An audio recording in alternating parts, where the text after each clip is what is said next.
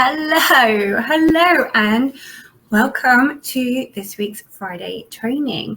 I am also recording this for the Cycle Breaker Parents Unite podcast. So welcome also if you are listening to this on the podcast app or if you're watching this on YouTube, because every podcast also becomes a YouTube video. And the reason why I am recording this everywhere, there's somebody here already. Hello. Let me know also if you are listening to this or watching this right now, or if if you're watching it on the replay, please do give me a hashtag replay and let me know where you are and when you are, because I love the fact that we are such an international group. It's so amazing. Parents all over the place coming together. The reason why I'm recording this for many different formats is simply because it is so important. So important. So today's topic is the stress ladder and what is going on when I feel stressed. Because as parents, if we weren't ever stressed, it'd actually be quite easy to be a parent because the problem in itself, when we're parenting, and sometimes we feel triggered, and that can mean different things to different people. Sometimes it means I lost my temper. Sometimes it means there has been a trauma trigger from something that's been going on in my background. Maybe somebody said the same words that hit you hard when you were younger. Maybe somebody was being violent in front of you when you were younger. Maybe you witnessed domestic abuse as a child, and then your children are beating each other up because, siblings do. I have 3 kids under 7. It does happen. And that can make us react from a place of stress and upset. Also, sometimes so this is what I would call one of these emotional triggers. It's a deeper trigger. And we also can experience the other trigger, which I call an environmental trigger, which is like a right now trigger. And it could be, I'm tired, I'm hungry, I haven't had any time to myself for days and days and days and days and days. I definitely had that experience. Let me know if you have had that too. That whole thing of where you haven't spoken to an adult or a person apart from your partner for, it can be weeks, apart from getting the Sainsbury's delivery or the shopping or something, and it can cause us to feel stressed. So I created this presentation. It's part of a wider presentation that you're probably going to see soon, which is called Your ACEs, Adverse Childhood Experiences, How They Affected You and How You Can Change Things for the Future. So what I've done is taken out the stress part, and I'm going to talk a bit today about what it is, what the stress is. Now, you'll notice that I've used the word, the stress ladder, because I teach Polyvagal Theory.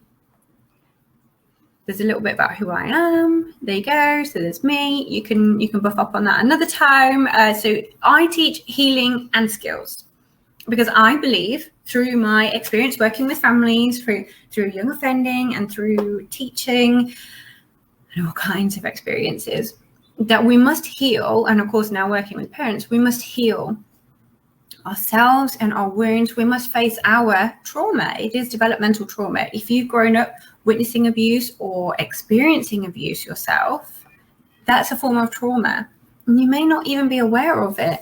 This is more for maybe a podcast another time or a different training about what is trauma. Many of us shy away from that word because we feel like we don't have a right to claim it, because trauma is what makes Spider-Man. Trauma is what makes Batman. It's got to be something horrific. It's got to be Marvel comic worthy. It's not true. It's not true. Trauma, I will talk about this another day, but trauma is when your nervous system, it is a very short version, there's so much more about it, but it's when your nervous system is completely overwhelmed. It's you shut down. I'm actually going to talk about that a bit now, and it's why I chose Polyvagal Theory. There are many other ways of conceptualizing stress and the nervous system response. Polyvagal Theory, for me, it makes the most sense for cycle breaker parents because we have, and I say we because I'm a cycle breaker parent myself. I grew up in a family with an alcoholic dad. I've also worked because I chose through my career, I chose to help other children when I was an adult, I chose to give back to other families and other children who had that kind of background. Seen it time and time again. And this old model of you can be in rest and digest, the kind of, we like to think of it as the standard. This is how it's painted in society. It's the narrative we're all told, that we are calm and we are chilled and we are happy. Rest and digest, the body is working well, we feel safe and calm. And then something happens, like, you're crossing the road and a car doesn't slow down, or, and you sort of jump and you have to scuttle across the road, or, in evolutionary history, I'm not a huge fan of evolutionary psychology because I think it can be tweaked to other people's narratives. But in evolutionary history, the thing like the saber-toothed tiger coming out, because, we are animals. We are, at the end of the day, mammals, aren't we? We are a slave to our biology.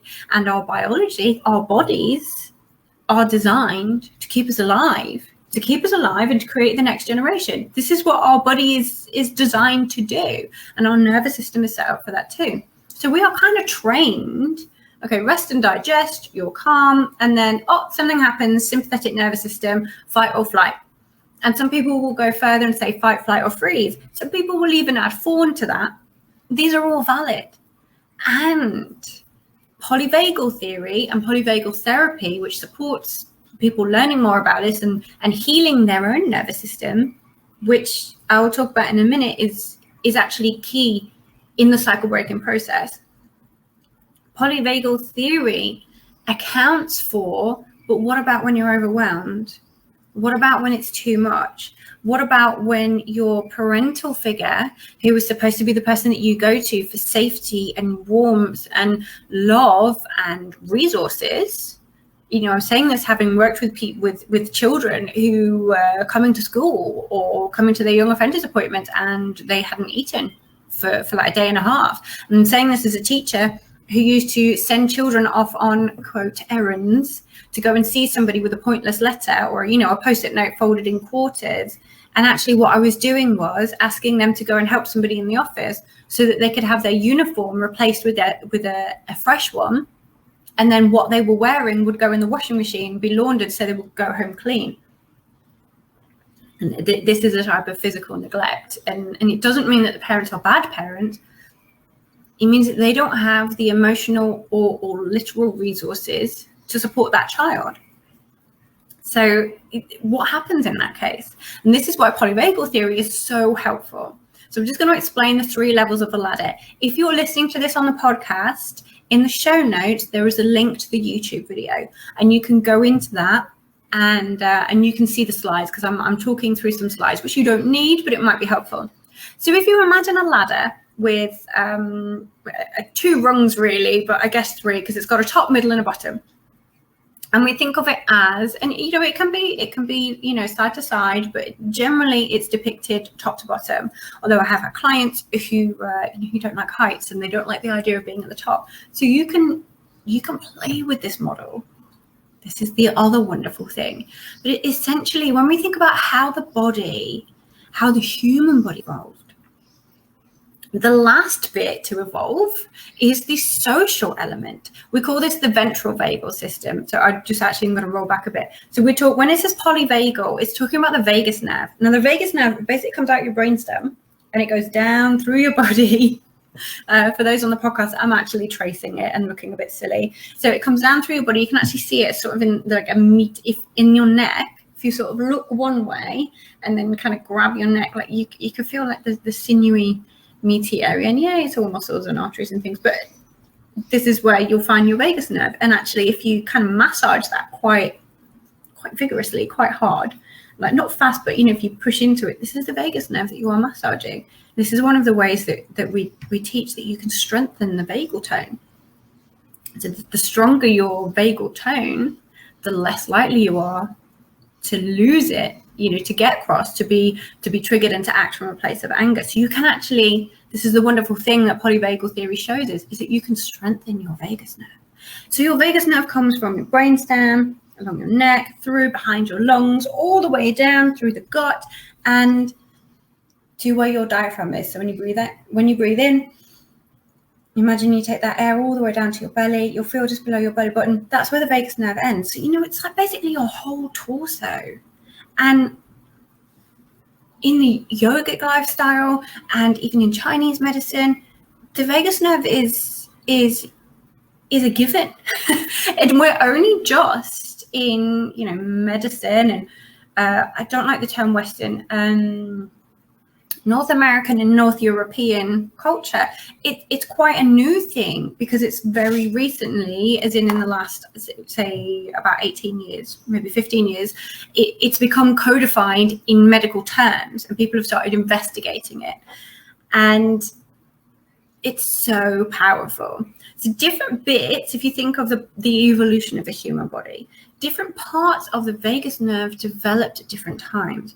And when we think of the most junior, still millions of years, thousands of years, the junior bit of the vagus nerve is the ventral vagal system. You don't need to remember the term, but just know that there are three. So the ventral vagal system, which is rest and digest. It's about being social, because social it's not a survival thing. It can become it, but this is after the basic needs of safety and food are met.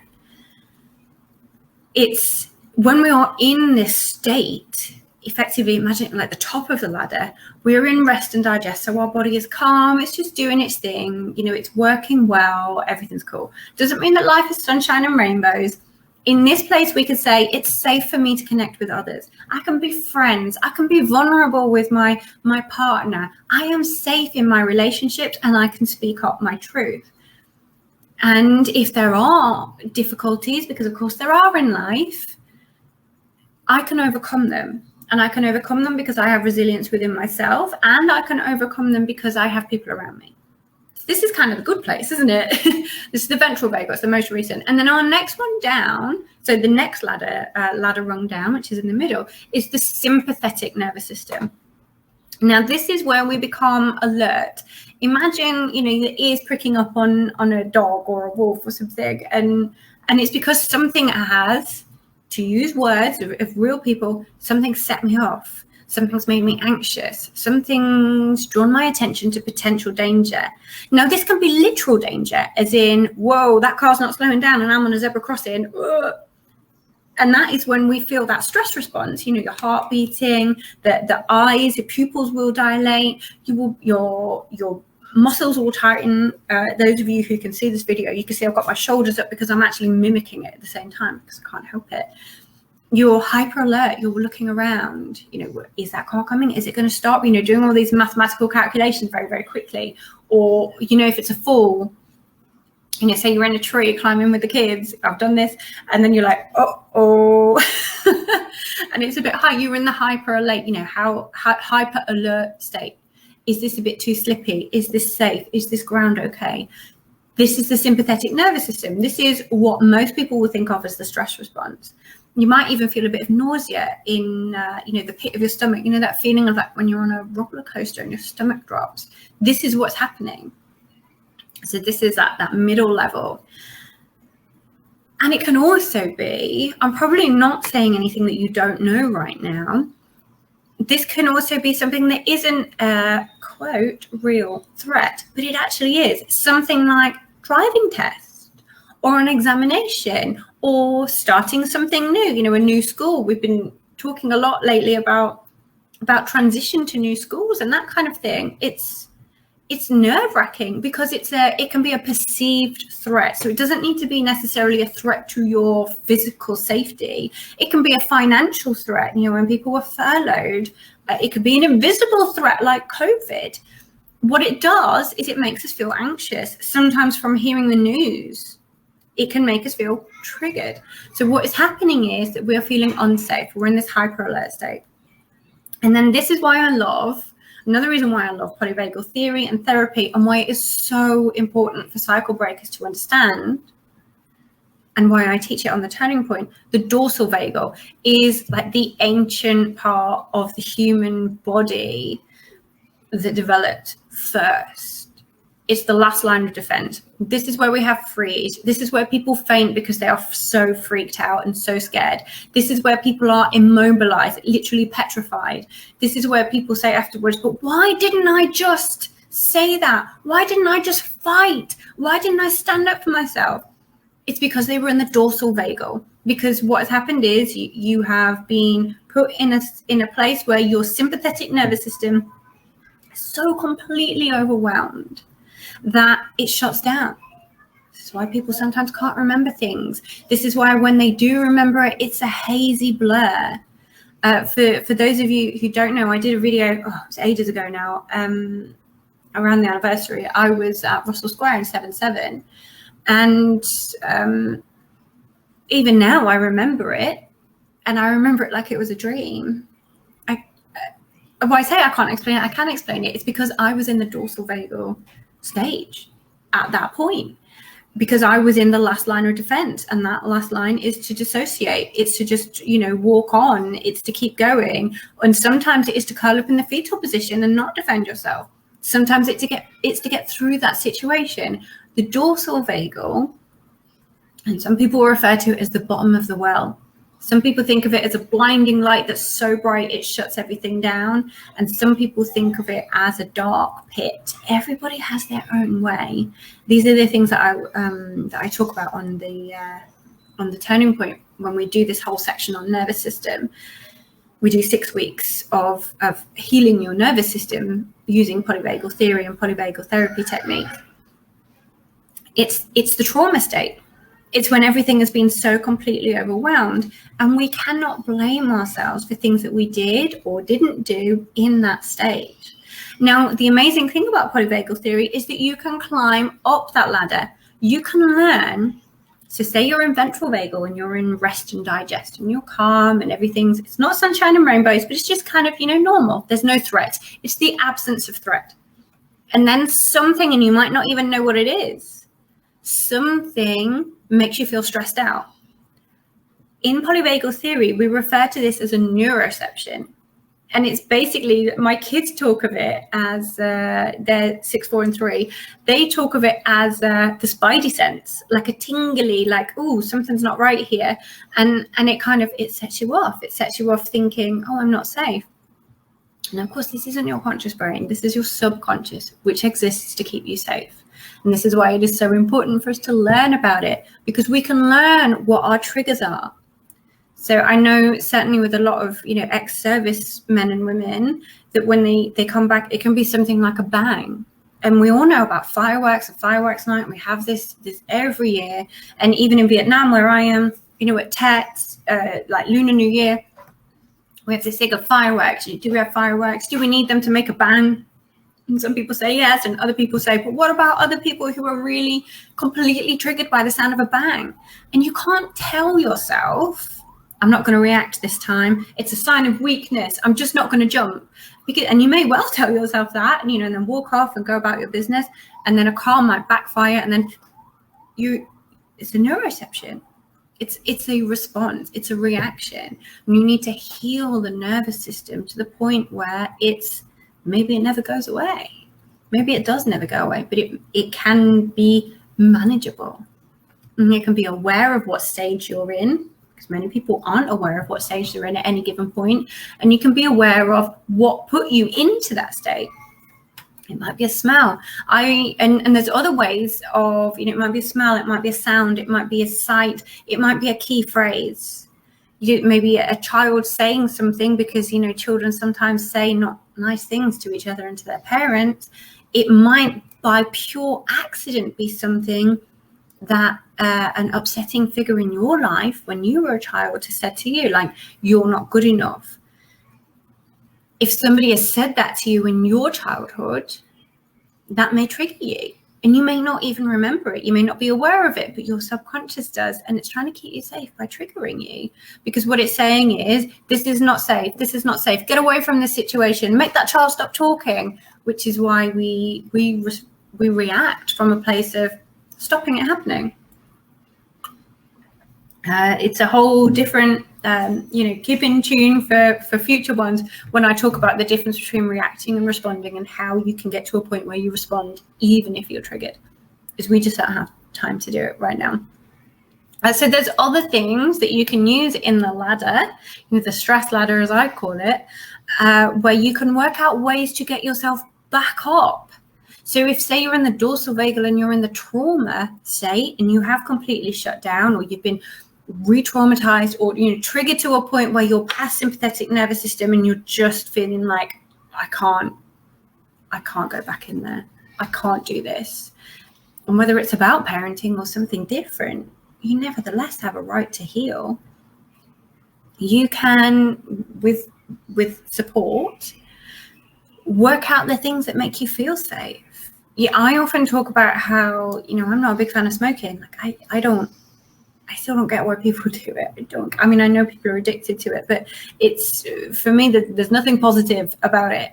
And yet, if I smell, it has to be only and exclusively woodbines, which is what my granddad used to smoke.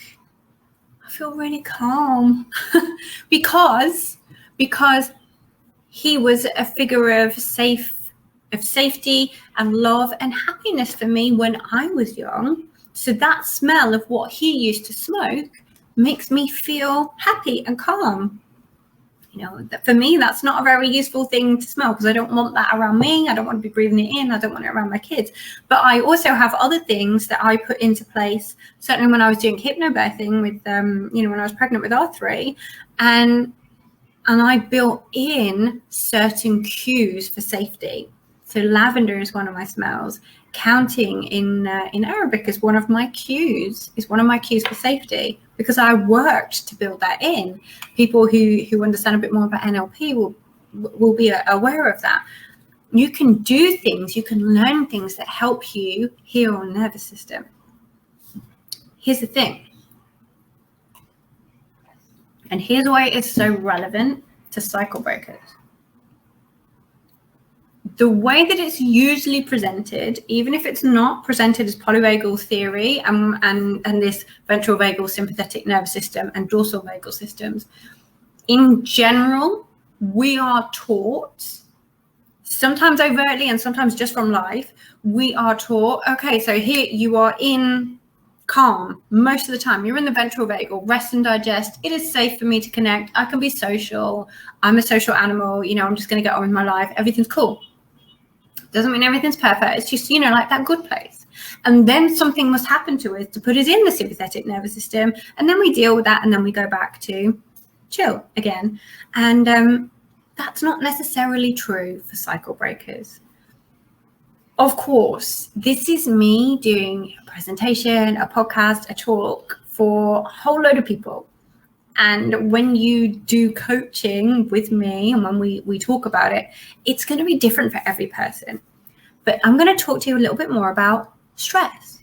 And the effects of stress on the development of the nervous system, because we are not all, as adults and parents and humans, we are not all walking around at the same point of that ladder. We are not all at default ventral vagal, it is safe for me to connect, because we all have different life experiences. And this is why polyvagal theory suits cycle breakers so well.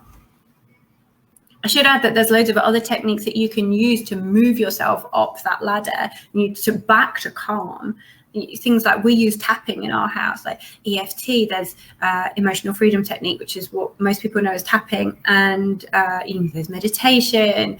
There's yoga. There's breathing and breath work. There's lots of other ways that you can teach yourself. You can strengthen your nervous system, and you can support yourself to go back up the ladder when you're aware that you've moved down it. And of course, first of all, you need to be aware. So I've got a graph that I'm showing. I will explain it for people who are just listening. And of course, like I said, you can click on and go and watch the YouTube video if you like.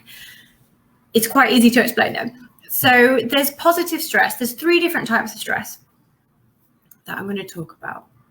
And, let's think about it as stress over time. So the first one is positive stress, also known as eustress. You need to think of like euphoria. So EU being like good, positive. So eustress. Eustress is how we grow, because life isn't sunshine and rainbows. People get sick, kids fall off bikes, exams happen, life is life, lockdown, COVID, this is just life. And sometimes things are going to stress us out, and then we're going to get over those things, and that's life. And actually, we want our children and us to feel this, because if we are not pushing ourselves out of our comfort zone, you say with things like coaching or development or, getting a new qualification, doing a course, if we're not pushing ourselves, we're not growing. And of course, this is life. Our children will experience it at some point. So I want you to imagine you're at the base level, which is you're thinking of that ventral vagal. So you're calm. And then something happens, an event happens like falling off the bike. And at the point where you fall off your bike or, a test is coming, stress levels go up because we get anxious, we get upset. Maybe the children are crying. Maybe you're about to go in for a test and you've got butterflies in your tummy and you can feel your heart racing. And then we sit at that level of being stressed out for a while, and then something soothes us.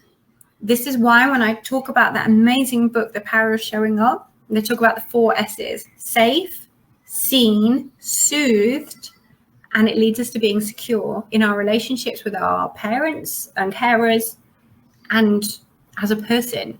So, something happens, we get stressed out. So we're in the sympathetic nervous system, the heart rate's gone up, we're hypervigilant because we're looking for threats. It could be a real threat or it could be a perceived emotional threat.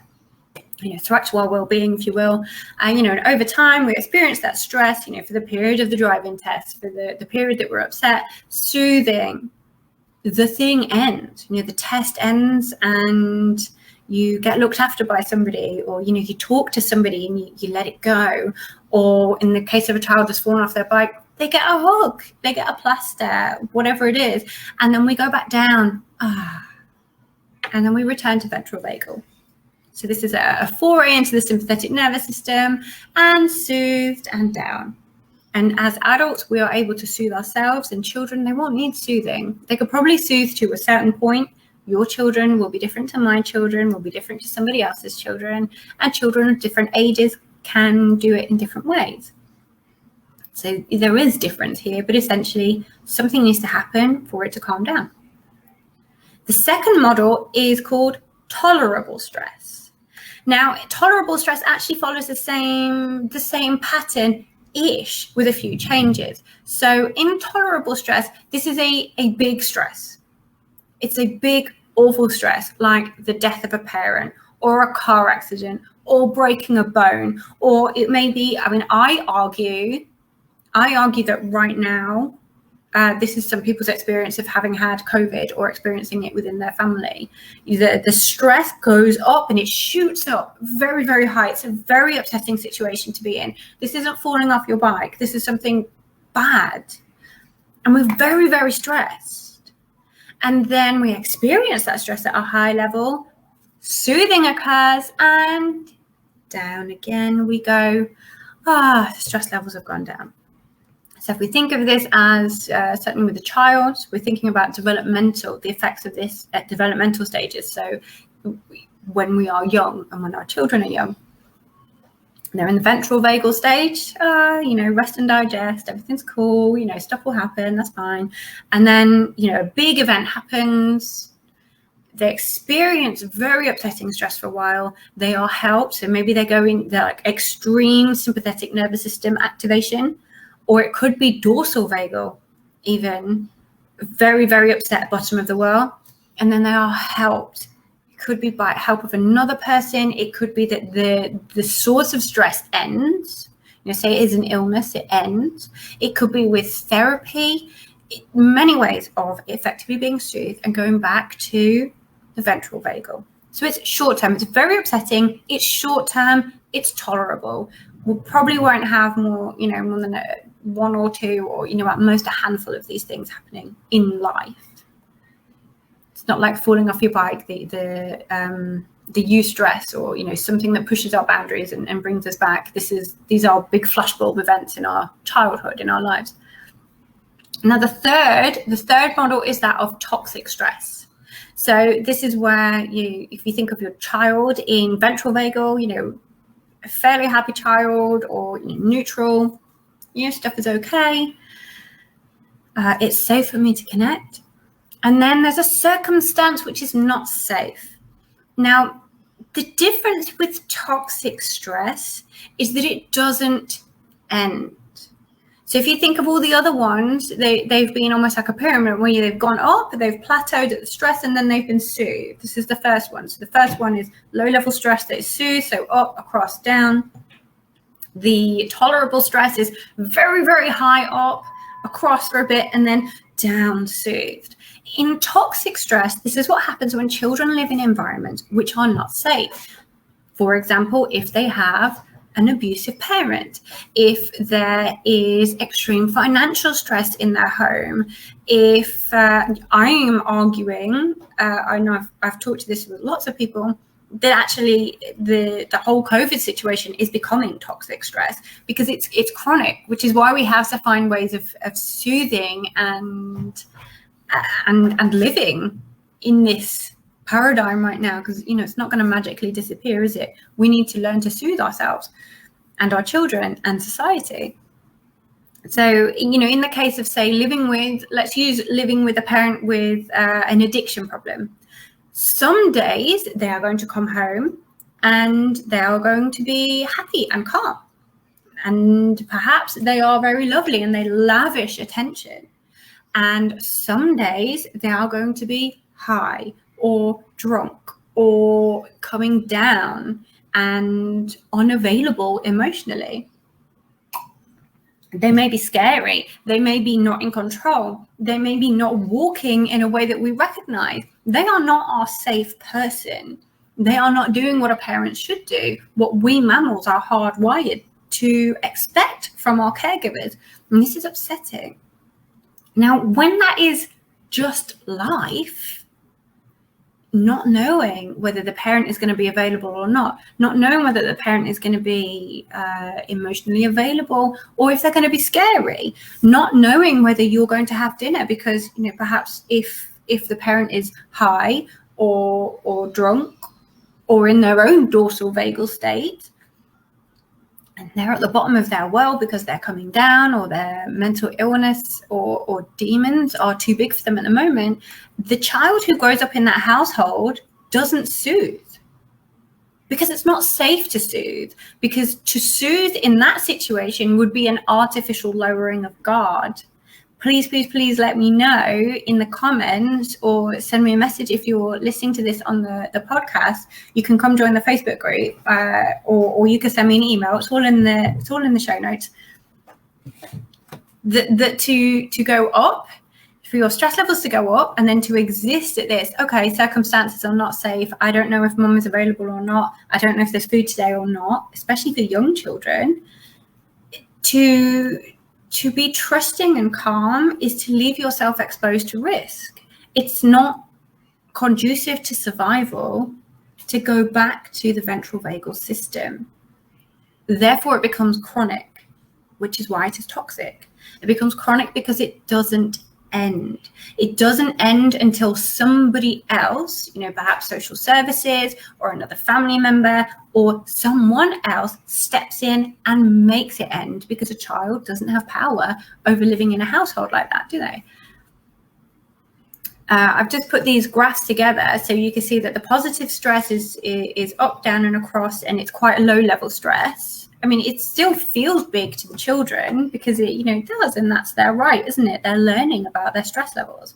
And it may actually be a positive thing, like moving house. It's kind of stressful. It's good stress, but it's still kind of stressful.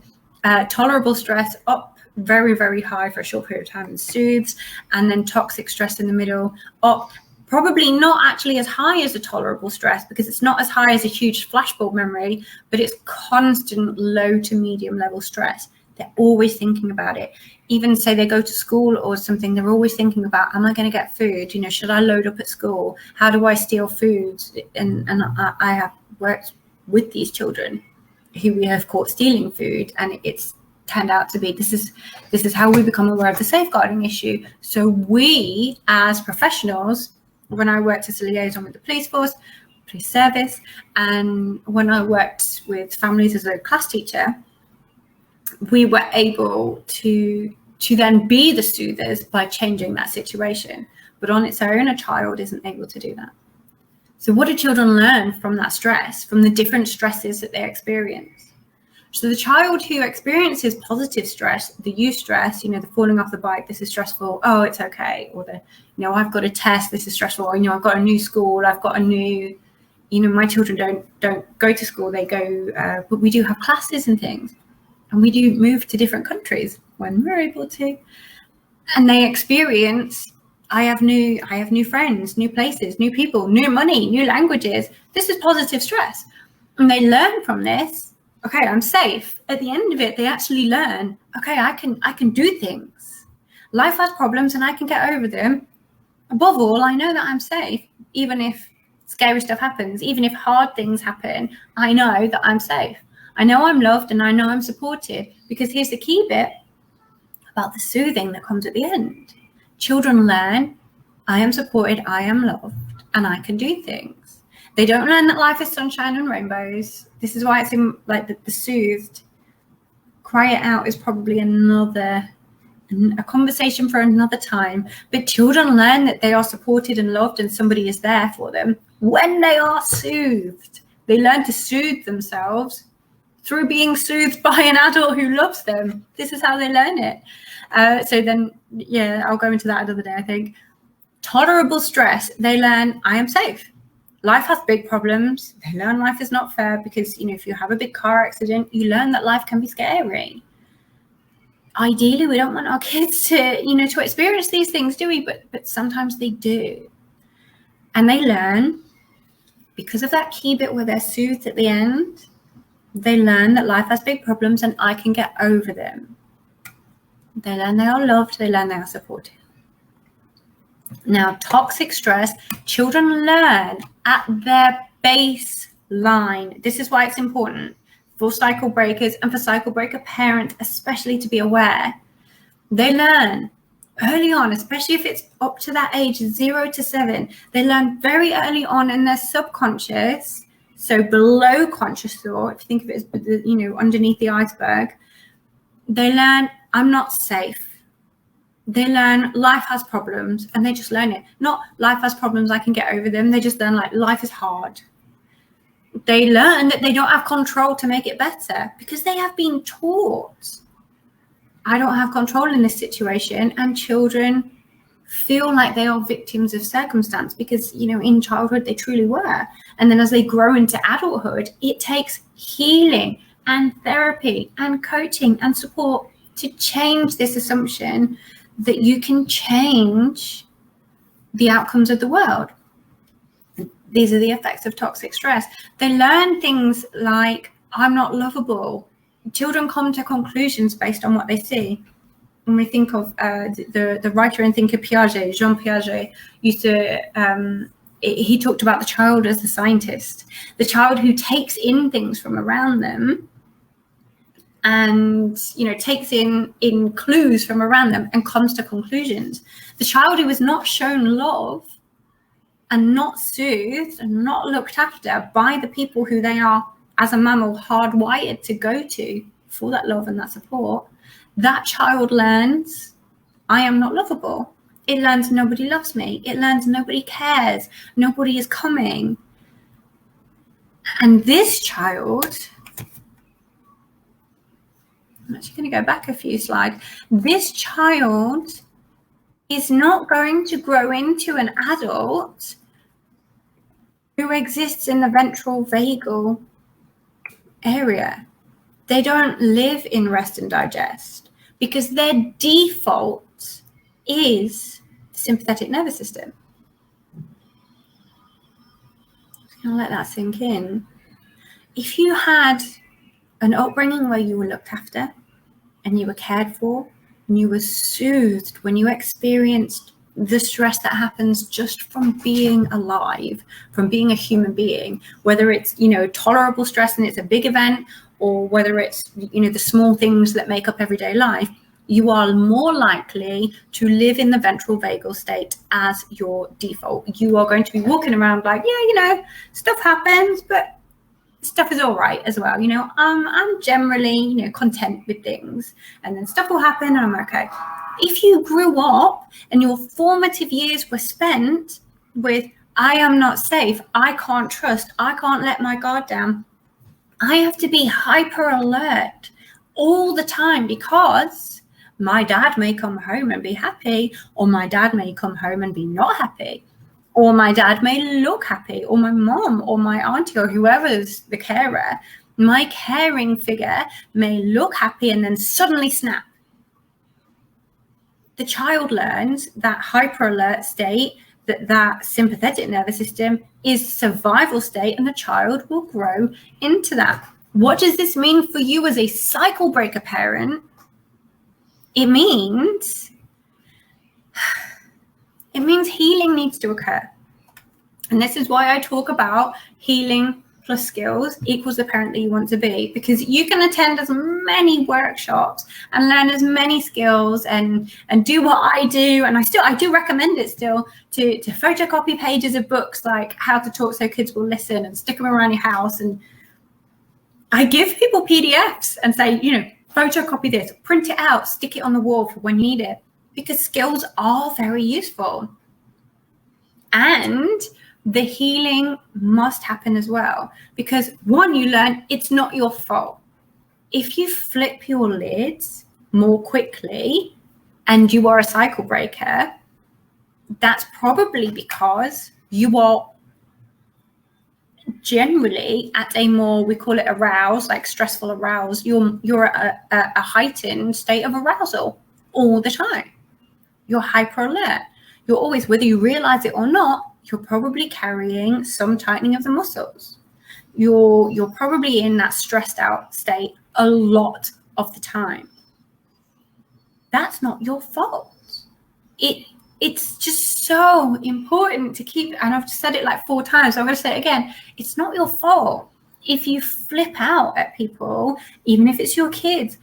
If you grew up with this complicated, stressful, not safe, toxic stress, your body has been primed to always have the sympathetic nervous system. It might be low level, it might not be, a very, very high, living as if you're about to be hit by a car any second, or living as if the people around you are about to turn on you at any second. It might be a low level arousal. And actually that's probably more likely that it's low level arousal of looking around, reading people, trying to always be ready to look after yourself. This is what happens when you spend your childhood in survival mode. And you deserve to be in the ventral vagal state. You deserve to feel safe to connect with others. You deserve to be in rest and digest and have your body work properly. You deserve this. And you deserve to know that you are safe and you are able to face and overcome difficulties. Because the chances are, as an adult, if you're watching this, that you have created a life where you have a bit more financial freedom. So you do know where your next meal is coming from. And the chances are you are living in a happier state of being, or a safer state of being, a calmer state of being than that which you grew up in, because you've chosen to opt into a cycle breaker something. So you've chosen to break the cycle. And yet, why is it so hard to not be triggered? Why is it so hard not to shout? Because your body is primed. Here's the amazing thing. There are different methods, but I use Polyvagal Theory and Polyvagal Therapy because hopefully it's clear why I'm using it. Because what you can do is learn to understand your nervous system and understand how to move yourself back up this ladder when something, a neuroception, a spidey sense, which is usually something at a subconscious level, has knocked you down into sympathetic nervous system. And through doing the healing practices, you can change things. This is the amazing thing about growing up with adverse childhood experiences. It is not a life sentence. You can change it. Yes, you have to put work in. Is it fair? No. Is it your fault? No. Is it right?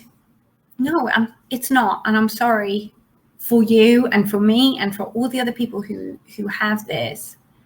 And yet it is what it is, isn't it? You have a choice to exist in the same way, or to put not even as much work as you think, but to put some time in and some effort and to honor yourself so that you can move into that ventral vagal and you can move into the calm. And it can happen. I've done it. I know lots of people who've done it, and I've supported clients to do it. I really want you to know that. It's probably the biggest takeaway that I would like you to have. So in the meantime, there is a video in the Facebook group, which is all about what to do when you've been triggered. But I want to mention it here because I know some people won't have time to go into it, or some people will be listening to the podcast on the run, and literally I normally listen to podcasts on a run, or they just won't be able to get their phone and do it. So the very, very short version, if you want more, send me a message or connect with me in the Facebook group, ask me, and I will direct you to the video with all of these resources in more depth. What to do when you've been triggered. First of all, get safe. Because if you're triggered, so somebody has said something or something has happened and it's made you feel like, rah, and you feel that rage, you feel that anger, or you feel upset, and you might feel despondent because people respond in different ways. If you feel you've been triggered, we use Polyvagal Techniques, which again, I teach on the turning point, and soon you will be able to do it on its own in a self-study course. It's not available yet, but I will let you know in this group when it is. And the very, very shortest, even if you don't know any of that, breathe.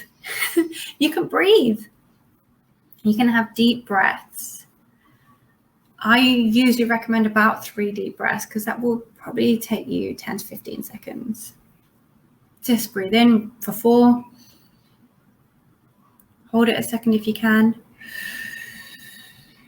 Breathe out, just like you're blowing out a candle. And it will calm you, because what you're doing is using biofeedback. So using your body's language, because your body knows that when you're uptight, when your breathing is shallow, that's because there's a stress happening. So your body will respond. Your body will flood you with hormones like cortisol, adrenaline, like there's a whole cocktail of them, but they're the 2 most common, and it will respond that way. So it's gearing you up for a fight, because your body, at the end of the day, the root of what your body wants to do is to survive. And when your body also knows that when you're taking deep breaths, seriously, it's this easy. When you're taking deep breaths, well, you must be safe. So you can get safe. You can. So the second point is have a plan or a sentence or a card to read. I often recommend at the start that people write a card, because when you are triggered, when you're feeling not safe, when you are hyper vigilant and you're in that heightened state of arousal and the sympathetic nervous system, we can't think clearly, because we're designed as humans not to think clearly, because we don't want to be off having a philosophical discussion or remembering something that you watched on Facebook, or reading a book, like trying to remember what was in that chapter of how to calm down in that book. It's not relevant when you're in survival mode. So you get safe using your deep breaths or techniques, and you have a plan, a sentence or a card that you can pick up and read to yourself. Just say something like, I've been triggered, I am safe, I have control over this. Something like that. Whatever you like. But something along the lines of, I've been triggered and I'm safe. Be as elaborate or not as you want. I tend to keep it simple, because again, the brain at that point, it's not interested in complicated. It doesn't want to read a poem, maybe a line, a line or 2 or a stanza of a poem, but it doesn't want to read a long thing. It just wants to be like, okay, calm. It's all about getting calm. The third thing is to take a moment if you need, and you're modeling this for your children. So it might be having a cup of tea. It might be having a little dance or shaking it out. It might be having a little cry. It might be going into the bathroom to take some deep breaths. It might be screaming into a pillow. Everybody does different things. And for you taking a moment and saying, okay, kids, mommy's really stressed out right now. Mommy's just going to take a moment before I deal with what just happened. you're gifting them the model of what they can do when they're stressed out. So you're not failing by having to take a moment because you've been triggered. You are, well, succeeding in being a wonderful role model by teaching your children what they can do when they are in the same position, because your kids will at some point be triggered or stressed out or very, very upset by something, and they will remember in a way that is much more powerful than you telling them. They will remember, I can take a moment because mummy does, or daddy does, or their carer, their auntie does. And then later on is where we journal about it. You talk to somebody. I'm not going to go into too much detail here because I did a whole video on it. So if you want to know more about that, then again, like I said, just comment beneath this video, or if you listen on the podcast or on YouTube, comment or send me an email or a message, and I will. I'll send the video to you so you can watch that in more depth. So later on, you journal about it, or you talk to somebody, you release the experience, you release your attachment to it. I prefer, my favorite model for this is the Ho'oponopono prayer of restorative justice and release. It's incredible. Again, I have a whole video on that. So if you want to know that, send me a message. And if you need, and if it keeps happening, this is a sign. It's a sign that you have a right to seek professional support. It's a sign that something is really upsetting you and you maybe need a hand, or, a supporter, somebody in your corner to help soothe you, and to help soothe you so that you can live in the ventral vagal generally. And then when you're moved out of the ventral vagal by life or by emotional triggers, that you can move back up to it. There's no shame in that. In fact, I think it's the opposite. I think that that's something to be really proud of, seeking support. I have sought support myself. I know loads of people who have. For me, it's a sign of respect. So, therapy or coaching, or both. So coaching will help you move forward with, a plan and actions, and therapy will help you unpick what is going on with that deeper lens. And only you really know what you need. And if you don't know, then please feel free to message me and we'll have a chat about it. I never push people to work with me, and I would never push people into coaching who may well benefit more from therapy, and vice versa. So that is the end of the main, I guess, the teaching part where I've explained about what's happening.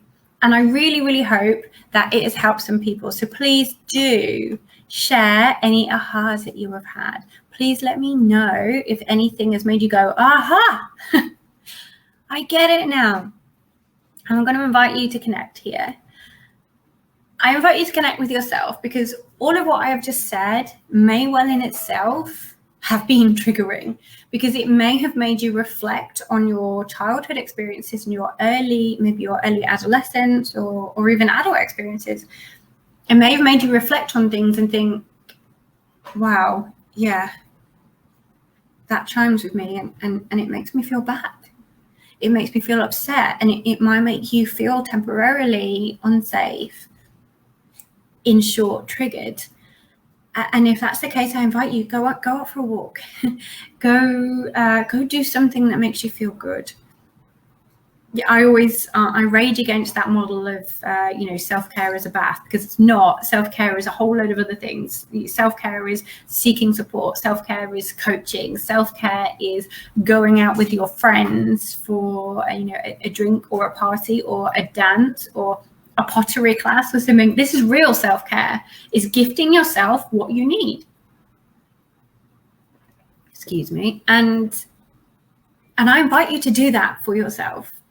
So yeah, connect and get a journal out, or even just a piece of paper, or you can voice note it. I quite often do waffly voice notes to myself, because it helps me, even though nobody's listening, even though sometimes I don't even replay it, but it helps me to unpick what's going on.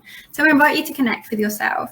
And if you're aware that this has been a bit emotional and a bit triggering, you can also I was going to say you can also connect with me, but that's in a couple of slides time. Connect with your inner child. I talk about inner child healing a lot. It's one of the things we do on the turning point. That's why it's 6 months, because it's so in depth. Think back to your inner child, and if your inner child grew up in an environment of toxic stress, if your inner child came to conclusions about how valuable and how lovable she or he or they are because of the way that other people treated them, give your inner child a little hug. Just imagine it. Write a letter to them if you would like.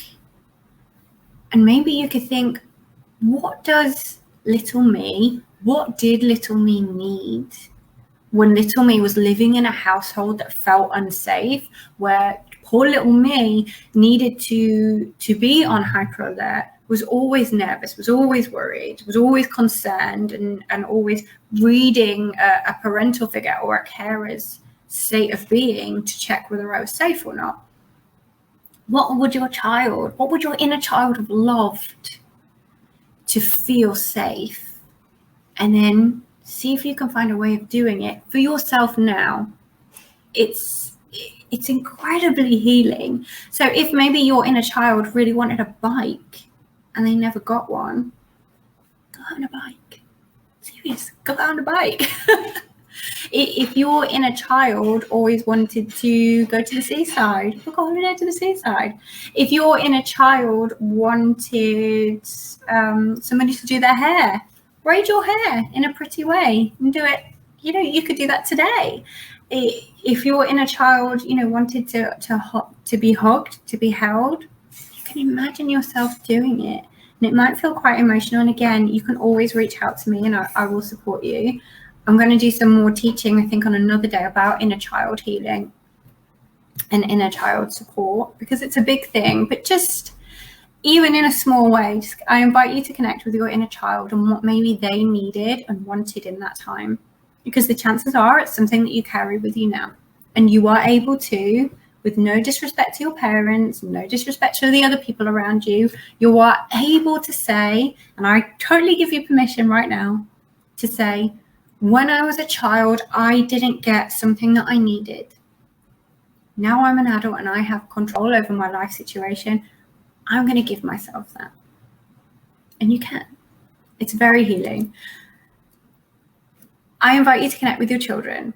I will put the link below here. It's written on this, and I will add the link into the show notes of the podcast. I have a free course which is called the 7-Day Connection Reset. It's all about using the theory of the 5 love languages. I won't go into it right now because we're coming up to an hour. So it's going to be a special podcast. It's using those 5 love languages to find ways to connect with your children, to get closer to them, to understand how they feel loved and how they feel secure, and you can give that to them. So not only is it healing for you, it's healing for your relationships. I, hand on heart, guarantee that you will have more luck with getting your kids to do the things you want them to do, or to not do the things that you don't want them to do, when you connect with them more deeply. Again, this is for a different podcast, a different talk. Maybe it will definitely go into my book, and which I'm writing right now. If we want to have the children who respond to us when we ask them, please can you put your shoes on, or 5 minutes and then we've got to go. When you build up your relationship by doing completely unrelated other things with them, they are more amenable to our support. Truly. Try it. So it's a free mini course. It takes place over 7 days, but you can binge watch them if you want. They're only about 10 minutes long. So, an hour to an hour and a half with, a cup of tea or a snack or something, and you can go through that. So the link to that will be in the show notes of the podcast and the YouTube video, and I will share it below in this video, in the Facebook group section. And obviously, to connect with me, you already know that we have the podcast, which is called Cycle Breaker Parents Unite, which is available on Apple and Spotify and all other places. If you are watching or listening to this and you're not in the Cycle Breaker Parents Unite Facebook group, come over and join us. And also on Facebook, I am at Cycle Breaker Parents Unite. So on Instagram, I am at Cycle Breaker Parents Unite. And you can always just pop in and see me. I tend to do quite a lot of shared interviews and give tips and things with reels and lots of hacks. All my hacks and stuff go on Instagram. So I'm going to stop the share of my screen. Thank you so much for your time. I really hope that this has been informative and it has helped you to understand your own response to stress and to understand maybe your children's response to stress and what you can do about it. Because the key takeaway from me to you is nothing is a life sentence. You can change it. You have so much more power than you know as a leader in your family and as a leader in your own life. I thank you very much for listening, and I will speak to you soon.